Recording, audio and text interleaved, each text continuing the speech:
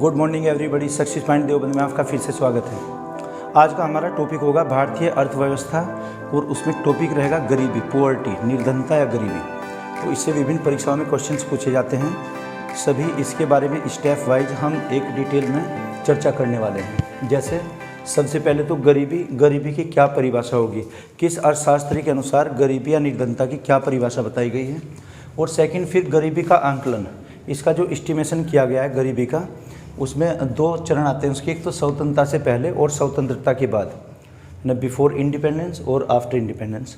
और इसमें कुछ समिति हैं जो रिकमेंडेशन आज भी लागू हैं। जैसे गरीबी की रेखा किसे कहते हैं, उसका कट ऑफ या मापदंड क्या बनाया गया है, उसके लिए दो विशेष समितियां, सुरेश तेंदुलकर समिति और रंगराजन समिति।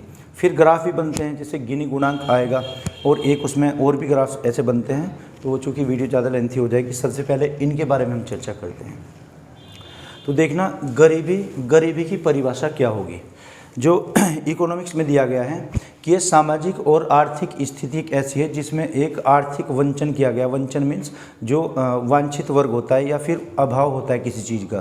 किसी व्यक्ति की अगर मूलभूत आवश्यकताओं में क्या होती है, रोटी, कपड़ा और मकान, यानी कि भोजन, वस्त्र और आवास, अगर ये नहीं है उनके पास तो गरीबी की रेखा में आते हैं।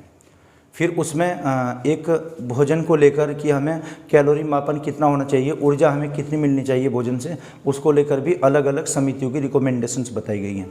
तो पहले देखते हैं कि गरीबी क्या परिभाषा, कि जिसमें आर्थिक स्थिति या सामाजिक स्थिति, सामाजिक या फिर आर्थिक रूप से या सामाजिक रूप से वंचन किया गया। वंचन का मतलब वंचित है उस चीज़ से, हो या तो क्षमताओं से या उनके अंदर मूलभूत जो आवश्यकताएं होती हैं। वंचन, मूलभूत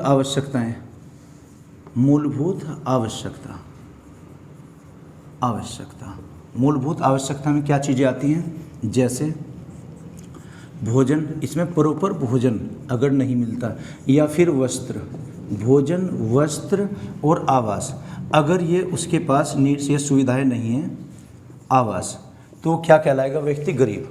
अगर किसी व्यक्ति के पास मूलभूत आवश्यकताओं को पूर्ति वो नहीं करता, उसमें क्या क्या चीज़ें, भोजन, वस्त्र और आवास, अगर ये उसके पास नहीं है तो व्यक्ति गरीब कहलाएगा। ठीक है ना। प्रोफेसर अमर्त्य सेन हुए हैं, इनको एक नोबेल पुरस्कार भी दिया गया है इन 1998 में। इन्होंने एक अर्थव्यवस्था लिखी है, कल्याणकारी अर्थव्यवस्था। पश्चिम बंगाल के निवासी हैं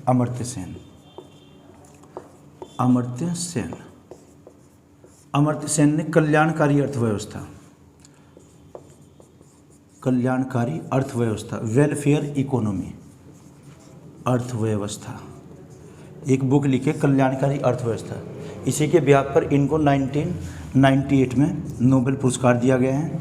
इन्होंने बताया गया है कि व्यक्ति के अंदर जब क्षमताओं, जो उसकी एबिलिटीज़ हैं, उनका अभाव रहेगा, वो व्यक्ति निर्धन या गरीब कहलाएगा। यानी कि अक्षमताओं का अभाव, एबिलिटीज़ का अभाव अगर रहता है तो व्यक्ति क्या हो जाएगा, गरीब हो जाएगा। यूएनओ के अनुसार, जो यूएनओ है, यूनाइटेड नेशन ऑर्गेनाइजेशन, इसके अनुसार अगर हमारी प्रति व्यक्ति प्रतिदिन की आय, जो उपभोग व्यय होता है 1.9 डॉलर यूएसडी, अमेरिकी डॉलर, अगर इससे कम है हमारे पास, यूएसडी यूनाइटेड स्टेट डॉलर, इससे कम अगर हमारी एक व्यय शक्ति है, वो गरीबी में आ जाएगा। आईएलओ के अनुसार अलग है। तो अगर ये कहा जाए ना कि मूलभूत आवश्यकताएं क्या होती हैं, भोजन, वस्त्र और आवास, अगर ये हमारे पास नहीं है तो हम गरीबी की रेखा में आ जाएंगे। यूएनओ के अनुसार 1.9 यूएस डॉलर, ये तब का डाटा है। उस टाइम पर डॉलर की कीमत लगभग 75 या 76 रुपीज़ थी। एक डॉलर बराबर 75 रुपये, 76 रुपये के बराबर था उस टाइम पर। ये परिभाषा आज की डेट में देखते हैं 80 और 81 के बीच में है। एक डॉलर बराबर 80 रुपीज़ का होता है। तो मेरे ख्याल से ये 2 डॉलर अबव होगा, फिर तो 2 डॉलर से भी अधिक। तो यूएनओ के अनुसार अगर हमारी प्रतिदिन की उपभोक्ता व्यय, इसमें डाटा हम क्या लेंगे, उपभोक्ता, कंज्यूमर व्यय, अगर इससे ज़्यादा, इससे हम अपनी बेसिक नीड्स पूरी कर सकते हैं, है ना, भोजन, वस्त्र और आवास, अगर हमारे पास ये नहीं होता, या इतनी हमारे पास आमदनी नहीं है, खर्च करने की शक्ति नहीं है, परचेजिंग पावर नहीं है, हम गरीबी की रेखा में आ जाएंगे। फिर ठीक है ना। तो ये तो गरीबी की परिभाषा बताई गई कि सामाजिक या आर्थिक रूप से वंचन की स्थिति यानी कि उससे वांछित किया गया, अभाव उस चीज़ का। मूलभूत आवश्यकताएं अगर किसी व्यक्ति के पास नहीं होंगी वो क्या निर्धन या गरीब कहलाएगा। फिर यूएनओ की अलग परिभाषा और कल्याणकारी अर्थव्यवस्था में दिया गया अमर्त्य सेन ने कि क्षमताओं का अभाव को ही निर्धनता कहते हैं और निर्धनताएं मल्टीपल होती हैं, है ना। गरीबी का कारण खुद गरीबी होती है और ये चक्रवर्ती रूप से बढ़ती है फिर, है ना। इससे उबरने के लिए पहले इसका मापदंड होना चाहिए, मापन किस क्षेत्र में किस कारण से है, और दूसरा फिर उसके लिए सरकार द्वारा परियोजनाएं या कुछ योजनाएं होती हैं वेलफेयर के लिए, जो इकोनॉमी के बेहतर जो सरकार समझे कुछ प्रोग्राम्स ऐसे चलते हैं। तो ये हमने क्या किया है कि अब ये गरीबी की परिभाषा, इसे आप अगर नोट भी करना चाहें नोट करते रहिए साथ साथ। आगे बढ़ते हैं फिर गरीबी का आंकलन या गणना, है ना, एस्टिमेशन। गरीबी का आंकलन कब किया गया था?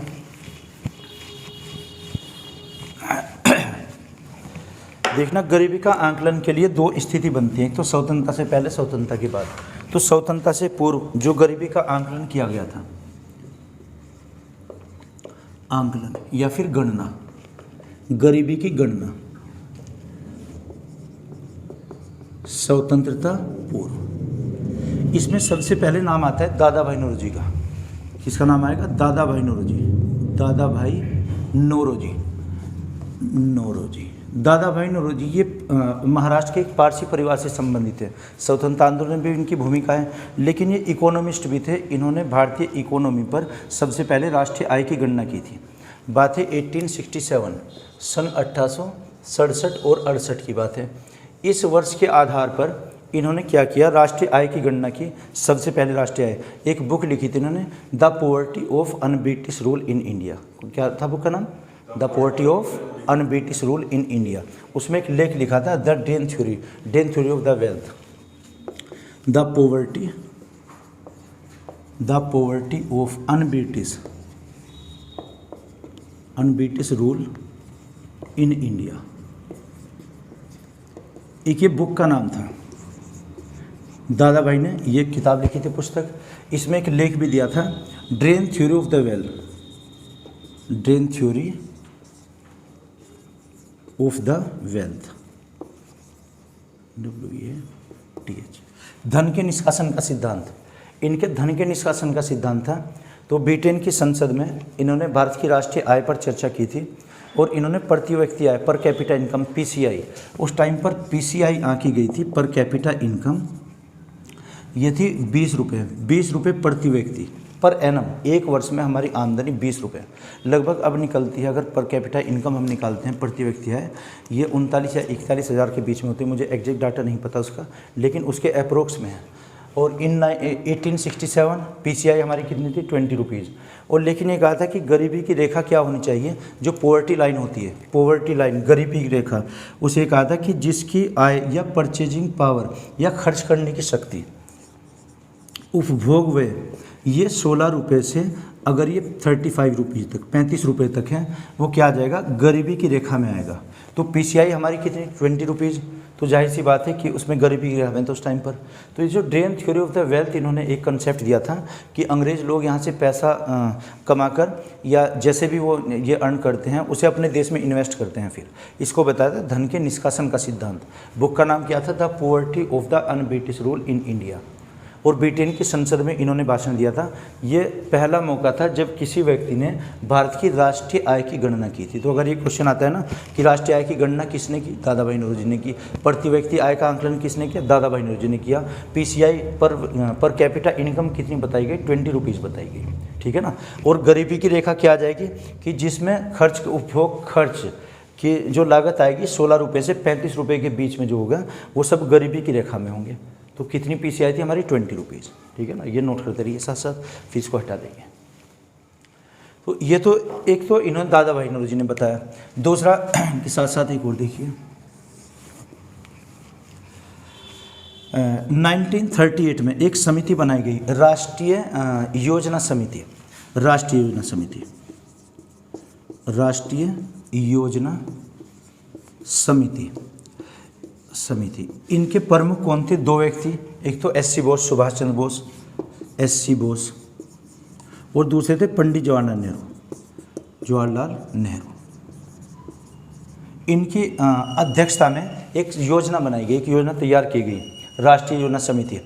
इन्होंने क्या किया, प्रति व्यक्ति आय का आंकलन किया 15 रुपये से और 20 रुपये तक प्रति व्यक्ति प्रति माह, प्रति व्यक्ति प्रति माह।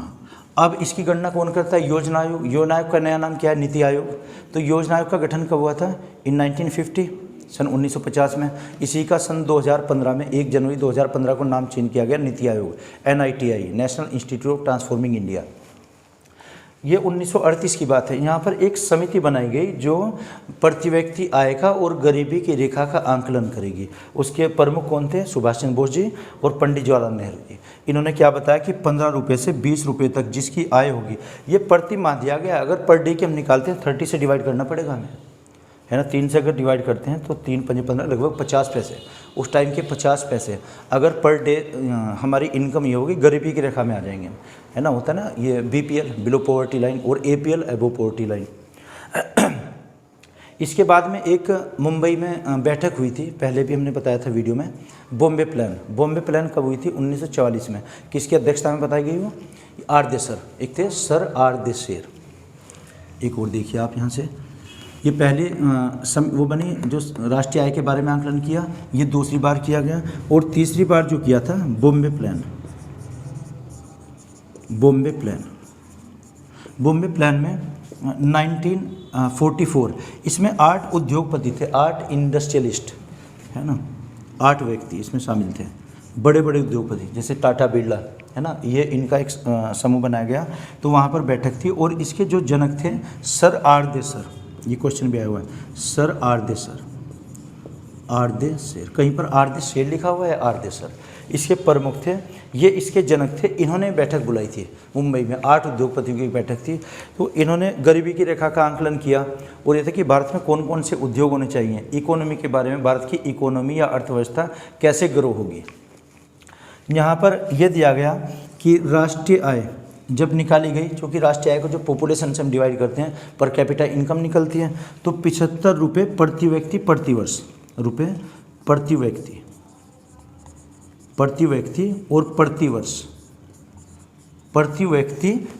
वर्ष आय जिनकी होगी वो गरीबी की रेखा में आ जाएंगे। 75 को इसका मतलब ये हुआ 365 से भाग किया जाएगा, अब पर डे की आय निकलेगी। तो ये जो आंकलन 3 किए गए हैं, कौन से, दादा भाई नौरोजी द्वारा और पंडित जवाहरलाल नेहरू सुभाष चंद्र बोस द्वारा, और तीसरा बॉम्बे प्लान द्वारा। ये कब बने, बिफोर इंडिपेंडेंस, स्वतंत्रता से पूर्व की घटना है तीनों। अगर ये तीनों ऑप्शन में आएंगे हम दादा भाई नौरोजी लगाएंगे तब, ठीक है ना, आया समझ। ओके, इसे नोट कर लीजिए, अगर करना चाहें, पिक लेना चाहें तो पिक ले सकते हैं इसकी। आंसू आया ना समझ, हाँ जी। अब हम ये देखते हैं कि स्वतंत्रता के बाद में कौन से स्टेप लिए गए। इसका सबसे पहले तो आंकलन ही होगा, फिर इसके आधार पर ही योजनाएं तैयार की जाएंगी। नेक्स्ट देखते हैं, देखना स्वतंत्रता कब, 1947 में। उसके बाद में एक योजना आयोग अस्तित्व में आया। योजना आयोग की स्थापना 15 मार्च सन 1950 को हुई थी, जिसका वर्तमान में नाम नीति आयोग होगा। और पहला आम चुनाव कब हुआ, 1952 में, है ना, पहला मंत्रिमंडल गठित हुआ था। तो स्वतंत्रता के बाद देखना, गरीबी का आंकलन स्वतंत्रता से पूर्व, अब स्वतंत्रता के बाद, गरीबी का आंकलन स्वतंत्रता के बाद जब किया गया था इन 1952, सन 1952 में एक ये बनी थी, एक इकोनॉमिस्ट थे DR गोडगिल। तो गोडगिल फॉर्मूला भी कहते हैं या गोडगिल समिति कह सकते हैं। गोडगिल, है ना, गोडगिल समिति या फॉर्मूला हो जाएगा, है ना। ये क्या थे, एक इकोनॉमिस्ट थे इंडिया के।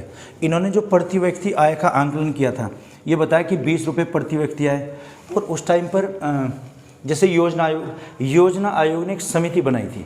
योजना आयोग अस्तित्व में कब आई, 1950 में। योजना आयोग द्वारा, प्लानिंग कमीशन, योजना आयोग ने इस समिति का गठन किया, जिसके प्रमुख कौन बताएंगे, गोडगिल के नाम से इस समिति का नाम है। उसे गोडगिल फॉर्मूला बोलते हैं कि जिसकी प्रति व्यक्ति आय 20 रुपये होगी, वो गरीबी की रेखा में आएगा। या इससे कम अगर होगी, है ना, निर्धनता रेखा गरीबी रेखा एक ही है। ये 1952 में बनी, एक 1962-63 में 63 में एक बनाया गया। इसमें रथ समिति एक नाम आता है, अजीब सा नाम है, ये दांतेड़, क्या लिखा है, दांडेकर, है ना, नाम है पूरा नीलकांत दांडेकर, नीलकांत दांडेकर। और एक थे एन रथ, ये दो इकोनॉमिस्ट थे, नीलकांत दांडेकर और एन रथ। इनकी अध्यक्षता में एक समिति बनाई गई, है ना, एक जैसे कार्यबल होता है ना, टास्क फोर्स दिया जाता है, वो बनाया गया। तो इसे दांडेकर रथ फॉर्मूला भी बोलते हैं, दांडेकर रथ फॉर्मूला। अरे क्या चीज़? फॉर्मूला भी नाम में लगा सकते हैं या समिति के नाम पर ही, बात वही। जो ये भी किसने, योजना ने तैयार किया। जो इनका अपना एक वो होता है ना कि गरीबी रेखा आंकलन करने के लिए एस्टिमेशन, गुना भाग जो कैलकुलेशन करते हैं, उसे नाम फॉर्मूला दे दिया गया कि गरीबी से उबरने का ये फॉर्मूला होगा एक। तो इन्होंने आंकलन क्या किया, एक तो एक NSSO होता है, NSSO योजना ने इसका गठन किया। दो व्यक्ति इसके प्रमुख थे, दांडेकर और रथ। तो दांडेकर रथ फॉर्मूला या समिति, है ना। स्वतंत्रता के बाद NSSO national sample survey organisation, राष्ट्रीय नमूना सर्वेक्षण संगठन। अब नाम इसका NNSOC की full form, O for office भी लगाया गया है। तो फुल फॉर्म क्या हो जाएगी, national sample survey, full form national sample survey organisation ना, राष्ट्रीय नमूना सर्वेक्षण संगठन। इसके द्वारा इनको डाटा दिया गया। डाटा क्या कि भारत में कितने व्यक्ति हैं, कितनी उनकी आय है। फिर उसके आधार पर एक जारी किया गया कि यहाँ गरीबी की रेखा का मापदंड क्या होना चाहिए। तो इन्होंने गरीबी रेखा जो मापदंड बनाया गया, एक तो जो ऊर्जा, हम भोजन से जो ऊर्जा प्राप्त करते हैं, भोजन ऊर्जा क्या कि 2155 कैलोरी ऊर्जा हमारे अंदर होनी चाहिए। कैलोरी, इतनी कैलोरी का भोजन मिलना चाहिए। अब इसकी कॉस्ट क्या आएगी, वो उस टाइम के बाजार मौद्रिक मूल्य पर निर्भर करता है कि चाहे वो गांव में रहते हों या नगर में रहते हों। गांव और नगर की क्या परिभाषा होगी, ग्रामीण हम किसे बोलते हैं, गांव जहां की पॉपुलेशन 5000 से कम होगी, पॉपुलेशन डेंसिटी 400 से कम होती है, और जिसमें 75% लोग कृषिगत कार्य करते हों। कृषि से संबंधित कितना परसेंट, 75%, 75% लोग कृषिगत कार्य करते हों, ग्राम हो जाएगा। और जहाँ पर 75% लोग कृषि नहीं करते हैं, वो कोई रोज जॉब करते हैं या फिर अपने उद्योग करते हैं, वो किस में आ जाएगा, नगर में। तो एक तो ग्राम, एक नगर। तो गांव और नगर के लिए 2155 कैलोरी ऊर्जा होनी चाहिए। अगर इतना हमें भोजन मिलता है, ये भोजन हमें किससे मिलता है, कार्बोहाइड्रेट, वसा और प्रोटीन।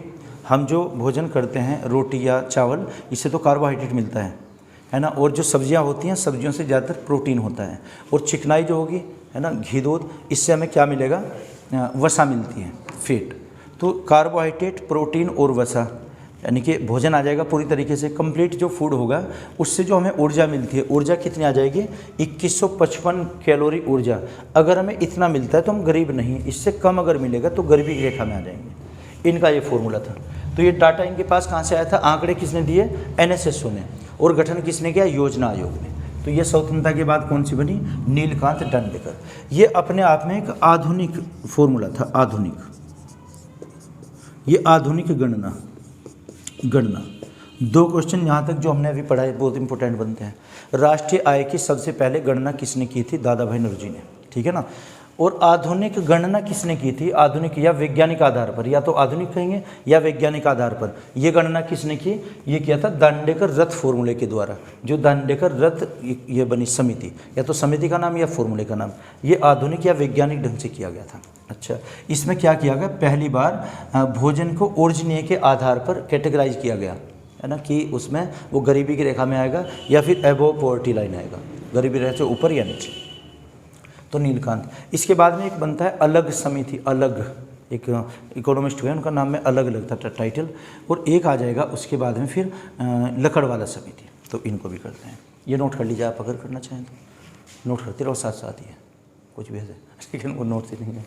चलो जी पिक ले लिया करो मोबाइल से, कोई नहीं। इसके बाद में हम क्या पढ़ेंगे, अलग समिति। हाँ जी, जो कैलोरी आपने बताई, हाँ जी, तो सर अब तो इनकी संख्या बढ़ गई होगी, कैलोरी का अब जो मापदंड है वर्तमान में ये 2400 कैलोरी, 2100 कैलोरी, फिर गांव और उसका अलग अलग किया गया। ये दोनों इसमें पढ़ेंगे हम, सुरेश तेंदुलकर और रंगराजन समिति में, कि कैलोरी का मापदंड क्या है, दोनों में अंतर क्या है। और ठीक है, तो इसके बाद एक और समिति आएगी, अलग समिति। अलग समिति, अलग समिति का गठन किया गया था 1979 में, और इसने 1973 और 74 के आधार पर 74। इस समिति का गठन किसने किया, ये भी योजना आयोग ने, योजना आयोग के द्वारा इस समिति का गठन किया गया था। अच्छा, इसमें मापदंड क्या रखा गया कि जो कैलोरी ऊर्जा माप है, इसके साथ साथ हमारी आय भी प्राप्त होनी चाहिए, यानी कि जो दक्षता है, कुशलता हमारे अंदर, एबिलिटीज़ का भी विकास होना चाहिए, हमारी क्षमताओं का विकास होना चाहिए, है ना। तो यहाँ पर ऊर्जा के साथ साथ क्षमता भी, बस सिर्फ हम इसका क्रम याद रखेंगे, सन याद रखेंगे। इसके बाद एक बनी लकड़वाला समिति। लकड़वाला समिति ये बनाई गई 1993 में, लकड़वाला समिति। लकड़वाला समिति में क्या किया गया, एक इंडेक्स निकाला गया इससे, जैसे ये होता है CPI index, consumer price index, इसकी फुल फॉर्म होगी। और जैसे उद्योग होते हैं, इंडस्ट्री में क्या होंगे, वर्कर्स होंगे वहाँ पर, IW के नाम से, जैसे CPI IW, फुल फॉर्म क्या हो जाएगी, कंज्यूमर प्राइस इंडेक्स, उपभोक्ता मूल्य सूचकांक इन इंडस्ट्रियल वर्कर्स, उद्योग श्रमिकों के आधार पर। तो एक गणना इसमें और की गई थी, कंज्यूमर प्राइस इंडेक्स, डैश करके लिखेंगे, इंडस्ट्रियल, TRI, इंडस्ट्रियल वर्कर्स, जो उद्योगों के श्रमिक हैं। एक तो उद्योगों में काम करने वाले होते हैं, और ग्रामीण स्तर पर अगर देखा जाए, वहाँ पर खेतीहर मजदूर होते हैं, जो खेत में काम करते हैं, वो न्यूनतम मजदूरी लागू होगी। और नगरों में ये मजदूर कौन से होंगे, जो फैक्ट्री में काम करेंगे, इंडस्ट्री में जो कार्य करेंगे, उनके लिए एक मापदंड रखा गया, CPI IW, consumer price index, उपभोक्ता मूल्य सूचकांक, उद्योग श्रमिकों के लिए। इसके लिए मापदंड बनाए गए अलग से, कि अगर उनको न्यूनतम कैलोरी ऊर्जा नहीं मिली, वो गरीब हो जाएंगे। एक इसी पर निकाला गया, CPI consumer price index in agriculture worker, AW, agriculture worker, जो मजदूर होंगे वहाँ पर, वर्कर्स, खेत में काम करने वाले, उनका CPI AG निकाला गया। उसके लिए भी न्यूनतम, AG से हम क्या लिखें, एग्रीकल्चर वर्कर्स, ये आ जाएंगे। ये लकड़वाला समिति ने दिया था। तो अब तक क्या था, लकड़वाला समिति के जो रिकमेंडेशंस थी वो लागू थी। किसने गठन किया, योजना आयोग ने। कब किया गया था, अलग समिति के बाद 1993 में किया गया। और इसमें जो श्रमिक, फैक्ट्री में काम करने वाले श्रमिक थे, कारखानों में, या फिर खेतीहर जो मजदूर बने थे, उनकी अलग अलग न्यूनतम होनी चाहिए। जो श्रमिक थे, ये तो नगरों के लिए किया गया, नगर। और जो श्रमिक खेत में काम करते थे, गांव के लिए, ग्रामीण स्तर पर न्यूनतम ऊर्जा कितनी मिलनी चाहिए इनको। गांव के लिए किया गया था 2400 कैलोरी, 2400, और नगरों के लिए 2100 कैलोरी भोजन मिलना चाहिए। कैलोरी, इतने कैलोरी का भोजन होना चाहिए। ये किसने रिकमेंडेशन की, लकड़वाला समिति ने। लकड़वाला समिति की जो सिफारिश हैं, उसके बाद में जैसे सुरेश तेंदुलकर समिति बनती है। सुरेश तेंदुलकर ये कब बनी, 2004 में। रिकमेंडेशन, अपनी सिफारिशें कब प्रस्तुत की सरकार को, 2009 में। इन्होंने फिर इसका जो आंकड़ा था वो रुपये पर, मौद्रिक मूल्यों पर लिया था। मौद्रिक मूल्य के आधार पर सुरेश तेंदुलकर ने की। तो पहले कौन सी बनी इसमें, ये लकड़वाला। इससे पहले अलग समिति बनी थी। उससे पहले कौन सा था, रथ फॉर्मूले से पहले कौन सी, गोडगिल समिति। तो स्वतंत्रता के बाद गोडगिल, रथ फॉर्मूला, अलग समिति, लकड़वाला समिति, 4 ये हुई। अब 2 ये पढ़ते हैं, सुरेश तेंदुलकर और रंगराजन, जो आज भी वर्तमान में लागू हैं। ठीक है, ये नोट कीजिए, आप नोट करो, स्क्रीनशॉट ले लो, जैसे भी करना है आपको। आगे बढ़ते हैं फिर। पानी भी दे दो भाई, पानी भी लाते कि ठंडा है। गर्म पानी भी तो होना चाहिए था। चलिए ऋतिक क्या आ जाएगा इसके बाद? सुरेश तेंदुलकर समिति। सुरेश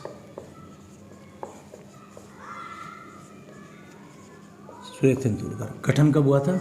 2004 में। रिकमेंडेशन कब सौंपी? 2009 में। सिफारिश अपनी सौंपी थी भारत सरकार को। गठन किसने किया? योजना आयोग ने। तो योजना आयोग ने इसका गठन किया था। इन्होंने क्या बताया? गरीबी का जो आंकलन किया गया था कि संपूर्ण भारत में जो गरीबी है 29.9% बताई थी। इतनी गरीबी है भारत में। ये तो संपूर्ण भारत में। इसके फिर दो भाग किए गए। गांव में बताई गई गांव में कितनी बेरोजगारी गरीबी है और नगरों में कितनी है। नगर गांव में बताई गई है कितनी? ये 25.7 और नगरों में बताई गई 30.7। इतने परसेंट ये अलग अलग किया गया। ये तो पूरे भारत की है, लगभग 30% है ना। और यहाँ पर अगर देखते हैं गांव में, नगरों में जितनी जनसंख्या रहती है गांव में, उसका 25% वहाँ पर गरीब हैं। और नगरों में अगर देखा जाए टोटल नगर की जनसंख्या का 13.7%। वो नहीं कि इसमें अलग अलग करेंगे जोड़ कर ये ज़्यादा हो रहा है, ये योग नहीं करना आपको। पूरे भारत में तो ये बताई गई, नगरों की और उनकी अलग करी गई, क्योंकि परसेंट के डाटा अलग अलग होते हैं। ये प्रतिशत में है लिखा हुआ, ठीक है। या मुझे लगता है कि 22%, आई थिंक ये 21.9% है, क्योंकि 30% तो इसने बताया था रंगराजन ने। चलो खैर, पूरे भारत में 21.9% गांव की अलग और नगरों की अलग, कि गांव में अधिक है उसमें गरीबी। फिर ये बताया कि यहाँ पर जो गांव में ये होगा गरीबी की रेखा, उसका आंकलन कैसे किया गया कि एक महीने में उनकी उपभोग व्यय ये 816 रुपये होना चाहिए। 816 रुपये प्रति व्यक्ति प्रति माह होना चाहिए। अगर हमें ये प्रतिदिन का निकालना है तो इसे हम 30 से भाग कर लेंगे। 816 और बटे 30 रुपये, ये क्या प्रतिदिन का निकल जाएगा। प्रतिदिन 3 से अगर भाग करते हैं, 3 दूनी 6, कितना बचेगा जी? 3 7 21, 27.20 इतने रुपीज़। अगर गांव में कोई इतने रुपीज़ अर्निंग है जिसमें वो व्यय कर सकता है खर्च अपने न्यूनतम इसके लिए, उपभोग के लिए, ये व्यय उपभोग, अगर अपनी वस्तुएं खरीदने के लिए उसके पास इतनी परचेजिंग पावर है, वो खरीद सकता है इनका कुछ, यानी कि खर्च कर सकता है, वो गरीब नहीं माना जाएगा। नगरों में क्या आ जाएगी धनराशि? नगरों के लिए किया गया है 1000 रुपये। 1000 रुपये प्रति माह, 1000 रुपये प्रति माह के हिसाब से। यहाँ 1000 को अगर हम भाग करते हैं 30 दिन से, ये तो प्रति माह 30 दिन से भाग करेंगे तो कितना आ जाएगा? ये प्रतिदिन का निकाल लेंगे। प्रतिदिन में कितना आएगा? 33.33 रुपये। अगर इतने रुपए है ना उसका खर्च उपभोग व्यय, नगरों में वो गरीब नहीं माना जाएगा। तो सुरेश तेंदुलकर ने क्या बताया? गरीबी टोटल 21.9%, गाँव में कितनी है? 25.7, नगरों में कितनी है? 13.7%। और इसमें ये 816 रुपये प्रति माह, इसको बल्कि एक नाम दिया गया है यहाँ पर, कंज्यूमर क्या नाम आता है इसका? Monthly per capita expenditure, MPEC। MPEC की full form monthly per capita expenditure. Expenditure मतलब व्यय की, उपभोग की वस्तु खरीदने के लिए जो हम पैसा खर्च करते हैं, एक्सपेंड करते हैं, जो एक्सपेंडिचर होगा, है ना। MPEC का मतलब क्या हुआ? Monthly per capita expenditure. एक महीने में हम कितना खर्च करते हैं। अगर गांव में कोई खर्च करता है ना पर डे, प्रति व्यक्ति 27 रुपये 20 पैसे, वो गरीब नहीं माना जाएगा। नगरों में कितना आ जाएगा? MPC, ये MPC होगा यहाँ पर 33 रुपये 33 पैसे। MPEC के आधार पर ये अलग अलग किया गया। तो सुरेश तेंदुलकर समिति की रिपोर्ट थी, ठीक है ना। इसमें क्या किया गया? एक पॉवर्टी लाइन बास्केट वर्ड आया इसके लिए, poverty line basket, poverty line basket. Basket का मतलब क्या होता है? टोकरी। बास्केट एक टोकरी जिसमें हम अपनी न्यूनतम आवश्यकता उपभोग की वस्तुएं रख सकते हैं। जैसे रोटी चाहिए, खाना है ना, खाने में क्या कार्बोहाइड्रेट, प्रोटीन, वसा, तीनों चीज़ें होनी चाहिए। उस टोकरी में क्या क्या आएगा, वो कितने रुपए की आएगी? तो PLB, पॉवर्टी लाइन बास्केट। शहरों में तो होनी चाहिए 27 रुपये का सामान खरीद सकते हैं, गांव के लिए हम। नगरों के लिए 33 रुपये हमारे पास होने चाहिए। अगर वो इससे कम होगा वो गरीबी की रेखा में आ जाएगा। फिर आया ना समझ? तो एक बार और देखना, सुरेश तेंदुल समिति का गठन कब किया गया? 2004 में। रिपोर्ट कब अपनी सौंपी? सिफारिशें 2009 में। गठन किसने किया? योजना आयोग ने। अच्छा, इसमें टोटल भारत में गरीबी कितनी बताई गई? 21.9, लगभग 22% मानिए। तो 22% गरीबी। गांव की गरीबी कितनी? 25.7%। नगरों की गरीबी 13.7%। MPEI निकालते हैं, monthly per capita income, MPCE। ये गांव में कितनी होनी चाहिए? 816 रुपये, नगरों में 1000 रुपये होनी चाहिए। ये तो प्रति माह की निकली है। अगर हम पर डे की निकालते हैं, 30 से डिवाइड करते हैं, तो ये कितना आता है? 27 रुपये 20 पैसे। अगर गांव में प्रति व्यक्ति प्रति हेड पर डे के हिसाब से 27 रुपये 20 पैसे वो खर्च नहीं कर सकता, इतना पैसा है नहीं उसके पास में, वो गरीब हो जाएगा। और नगरों में कितनी आती है? धन्ना से निकलकर MPCE आती है 33 रुपये 33 पैसे। क्लियर है ना चीज़? ओके। तो एक इसमें वर्ड नया है क्या? PLB, पॉवर्टी लाइन बास्केट, है ना, गरीबी रेखा टोकरी, ये वर्ड दिया गया है कि। तो कंसेप्ट ये किसने जारी किया था? सुरेश तेंदुलकर ने। ये आप नोट कीजिए, ये वर्ड नोट कर लो नया, बाकी तो क्लास में जो किया था PLW। ओके, नेक्स्ट देखते हैं हम विजय तेंदुलकर समिति। सॉरी विजय नहीं, विजय तेंदुलकर टैक्सेशन से रंगराजन समिति, सॉरी रंगराजन, सी रंगराजन। ये रंगराजन वही हैं, RBI के गवर्नर भी रहे हैं। रंगराजन समिति का गठन किया गया था 2012 में। इसने फिर अपनी रिकमेंडेशन 2014 में सौंपी थी। गठन किसने किया? योजना आयोग ने 2012 में। और इसकी समिति की रिपोर्ट कब सौंपी गई? 2014 में। इसने भी जो ये बताया कंसेप्ट गरीबी की, गरीबी भारत में कितनी है? 29.9%। ये इसकी थी, पहले गलती से हमने उसका लिखा। इसमें गांव की और नगरों की अलग अलग आ जाएगी यहाँ पर। तो ये लगभग बताया 30.9%। ये तो गांव के लिए है, गांव। और नगरों के लिए और भी कम था, शायद यहाँ नगरों के लिए आ जाएगा 26.4%। ये नगरों का बताया गया है कि शहरों में और नगरों में जो गरीबी है वो अलग अलग है। इसके लिए फिर MPC monthly per capita expenditure, एक महीने में हमारी आमदनी कितनी होनी चाहिए?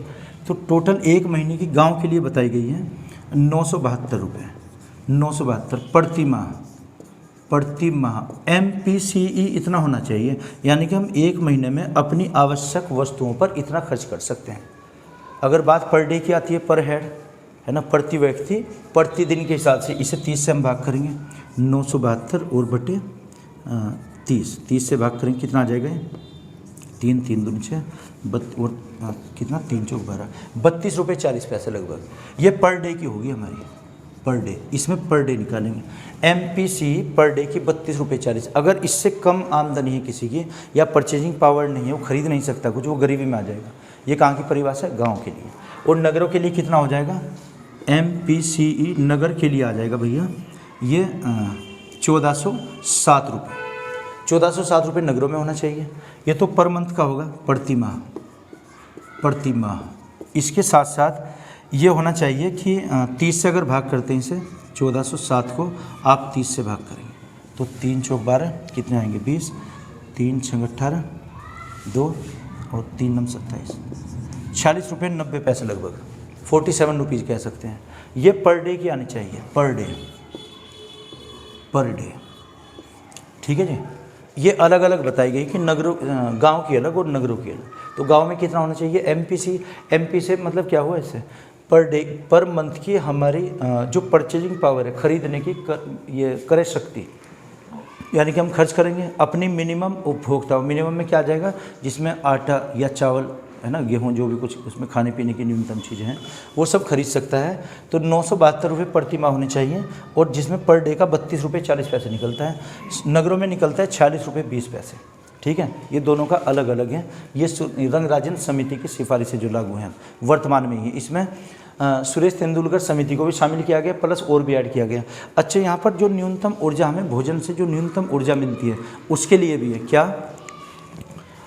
गांव में होना चाहिए ऊर्जा कैलोरी में कितना? लगभग यहाँ पर 2155 कैलोरी। और नगरों में होना चाहिए 2090 कैलोरी ऊर्जा होनी चाहिए। एक तो इतनी मिलनी चाहिए, जिसमें प्रोटीन जो होगा, प्रोटीन होना चाहिए यहाँ पर 46, 48, 50, 48 ग्राम तो प्रोटीन मिलना चाहिए हमें, और इसमें मिलना चाहिए लगभग 28 ग्राम हमें वसा मिलनी चाहिए। वसा, घी, मक्खन, चिकनाई जो होता है। तो टोटल कितनी 2155, जिसमें 48 ग्राम प्रोटीन होना चाहिए और 28 ग्राम वसा होनी चाहिए। 1 ग्राम वसा बराबर 9 कैलोरी ऊर्जा, 1 ग्राम प्रोटीन बराबर 5 कैलोरी ऊर्जा, 1 ग्राम कार्बोहाइड्रेट बराबर 4 कैलोरी ऊर्जा। ये संतुलित आहार में आता है, बायोलॉजी का टॉपिक है, लेकिन हम इसमें भी पढ़ेंगे। नगरों में बताया गया है कि नगरों में टोटल ऊर्जा इतनी होनी चाहिए, जिसमें प्रोटीन आ जाएगा 50 ग्राम और वसा, फैट, वसा आ जाएगी 28 में से 2 कम करेंगे 26 ग्राम। एक व्यक्ति को इतना मिलना चाहिए। अगर ये इतना मिलता है तो वो नगरों में वो गरीब नहीं होगा। और यहाँ पर अगर 48 ग्राम प्रोटीन मिलता है या 28 ग्राम वसा, वो टोटल कैलोरी 2155, वो गरीब नहीं माना जाएगा गांव में। तो तेंदुलकर समिति और केलकर समिति में, रंगराजन समिति में क्या अंतर हुआ? रंगराजन समिति ने ऊर्जा के जो हमारे सप्लीमेंट होते, फूड सप्लीमेंट, उनकी ऊर्जा को भी काउंट किया गया है, जबकि सुरेश तेंदुलकर में ये चीज़ें लागू नहीं थी। तो अगर पर हेड निकालते हैं हम मौद्रिक मूल्य के हिसाब से, मौद्रिक मूल्य तो इतना आना चाहिए, ऊर्जा हमें इतनी मिलनी चाहिए। गांव और नगरों की दोनों की अलग अलग है। इसके बाद में एक आता है फिर लोरेंज फार्मूला आता है, लोरेंज फार्मूला और एक गिनी गुणांक है ना। क्योंकि वीडियो ज़्यादा लेंथी हो जाएगी तो दूसरी वीडियो में हम डिस्कस करेंगे। यहाँ तक अगर किसी को डाउट है तो बता सकते हैं आप। आंसू के लिए, हाँ जी। जैसे कि जो गरीब होते हैं उनमें तो भोजन, आवास और वस्त्र को तो इनमें डाल, हाँ जी। तो फिर जैसे कि शिक्षा है, स्वास्थ्य है, पोषण, इनका ये वो क्या होता है ना, एक गरीबी और निर्धनता। गरीबी में क्या हो गया, गरीबी को बोलते हैं पुअर्टी, निर्धनता को पुअर्टी, इसके लिए और भी POORTY और POVERTY, गरीबी और निधन, जिसको खाने पीने की चीज़ भी नहीं मिलेंगी। सबसे पहले आवश्यक चीज़ें क्या है हमारे लिए? वस्तु, उपभोग की वस्तु, जिंदा रहने के लिए भोजन चाहिए हमें, भोजन, और भोजन में भी क्या, कार्बोहाइड्रेट, वसा, प्रोटीन। अगर ये नहीं होगा हम गरीब हो जाएंगे। लेकिन हमें और भी कुछ चाहिए, इसके साथ साथ वस्त्र भी चाहिए, आवास भी चाहिए, संचार माध्यम भी चाहिए। आज की डेट में देखिए विद्युत पावर हमें सबसे पहले चाहिए। अगर हमारी अप्रोच में ये भी नहीं है, अब हम निर्धनता की श्रेणी में आ जाएंगे। निर्धनता, जैसे अमर्त्य सेन के बारे में आपको बताया था, क्षमताओं का अभाव है ना, जो हमारी एपेबिलिटीज़ है ना, कैपेबिलिटीज़, क्षमताएं, उनका अभाव है ना, स्कर्सिटी हो जाए उस चीज़ की। अब किस में आ जाएंगे हम? निर्धनता में। हर इकोनॉमिस्ट की एक अलग अलग परिभाषा है निर्धनता की। तो सबसे पहले बेसिक नीड्स हमारी क्या होती हैं? रोटी, भोजन होना चाहिए सबसे पहले, भोजन जीवित रहने के लिए। वस्त्र का भी नंबर उसके बाद आता है, फिर आवास भी उसके बाद आता है ना। जैसे नोमैडिक लाइफ में अगर देखें, जो जंगली जनजाति हैं उनके लिए सबसे पहले भोजन है सर्वोपरि, उसके बाद में वस्त्र या आवास होगा उनके पास, वो तो जंगलों में रहते हैं। तो सबसे पहले बेसिक नीड जो होगी वो भोजन की होती है, भोजन में भी कार्बोहाइड्रेट, वसा और प्रोटीन की। उसके बाद में और सारी नीड्स ही हैं सब, तो वो तो बाद में पूर्ति हो जाएगी उसकी। तो इनके लिए विशेष योजनाएं चलाती है सरकार के द्वारा। सबसे पहले उस क्षेत्र का हम ये देखते हैं कि गरीबी किस कारण से है वहाँ पर, या तो पब्लिक वेलफेयर की कोई योजना होनी चाहिए, या जैसे होता है ना सार्वजनिक वितरण प्रणाली, उसमें गरीबों को भोजन दिया जाता है, या फिर चावल गेहूँ वो डिस्ट्रीब्यूट किया जाता है। तो सार्वजनिक वितरण प्रणाली में ही है मेन मोटिव उसका ये है कि गरीबी को दूर करना, निर्धनता को, जो आवश्यकता की चीज़ें हैं उनको वितरित करना, ये था। और कुछ इसके अलावा? और हाँ जी, जी सर। हाँ जी, उनकी संख्या कम है। इंडिविजुअल अगर देखें, इन दोनों समितियों ने देखना, भैया पूछ रहे हैं कि जो गरीबी की रेखा है उसमें कौन आएगा, किसके पास अगर बेसिक नीड्स इनकी पूर्ति करता है तब वो गरीब कहलाएगा नहीं। पर डे की निकालते हैं उसमें सुरेश तेंदुलकर, रंगराजन, खास तौर से यही, या तो ऊर्जा के आधार पर या वस्तुओं के मौद्रिक मूल्य के आधार पर। मौद्रिक मूल्य जिनकी वो प्रिंट लिखा हुआ है, जैसे मूल्य वर्ड होता है ना, मूल्य को प्राइस बोलते हैं। बाजार में कोई वस्तु किस प्राइस से मिलेगी, और एक कॉस्ट होता है फैक्टर कॉस्ट। फैक्टर कॉस्ट को लागत कहा जाता है, कोई वस्तु कितने उसमें खर्च में बनती है। जो निवेश होता है ना, निवेश तो एक लागत होता है, और जो वस्तु ये बाजार में बिकती है मौद्रिक मूल्य लगाकर, वो उसका मूल्य होता है। उपभोक्ता उसे खरीदता है, तो उपभोक्ता के पास इतना पैसा होना चाहिए तभी तो खरीदेगा वो। एक महीने में 972 रुपये खर्च करता हो। हर समिति का अलग अलग डाटा है, तो लेटेस्ट जो डाटा है 972 रुपये का। नगरों में कितना आ जाएगा? 1407 रुपये का आएगा। जिसके पास इतना पैसा नहीं है वो गरीबी की रेखा के नीचे आ जाएगा। BPL में राशन कार्ड भी बनते हैं, जैसे APL वाले बनते हैं, BPL वाले बनते हैं। तो BPL में क्या, सस्ती दरों पर उनको राशनिंग मिलती है। राशन वहाँ से क्या मिलेगा? गेहूँ या चावल मिलते हैं, आटा मिलता है ना, या कहीं पर भोजन ही कराया जाता है। कुछ राज्यों में ऐसे भी है व्यवस्था। वो सब क्या है ना, गरीबी दूर करने की उनकी स्कीम है। कहते हैं ना अंत्योदय अन्न योजना चलती है वहाँ, अन्नपूर्णा योजना, सार्वजनिक वितरण प्रणाली की जो दुकानें सरकार की तरफ से जो चलती हैं वो गरीबी को दूर करने के लिए, क्योंकि सबसे पहले बेसिक नीड तो भोजन की होगी ना, जीवित रहने के लिए भोजन अति आवश्यक है इनके लिए। एक आहार होता है, एक भोजन। आहार में क्या आते हैं, जल और वायु, ये तो नेचुरल ने दिया है हमें नेचर ने। लेकिन उसके बाद में जब बात भोजन की आती है उसमें कार्बोहाइड्रेट, वसा, प्रोटीन, इसके लिए हमें एफर्ट करना पड़ेगा, ठीक है ना, ये सब चीज़ें होती हैं। तो आया समझिए टॉपिक। बस आज की इस वीडियो में हम इतना ही करेंगे। आगे जो दूसरा टॉपिक है जैसे ग्राफ उसमें बनेंगे, है ना, या कुछ और भी समितियाँ हैं, वो दूसरी वीडियो में करेंगे। तो मैं आशा करता हूँ आपकी समझ आया होगा। अगर नहीं तो कमेंट बॉक्स में आप लिख कर बताइएगा। Okay, thank you.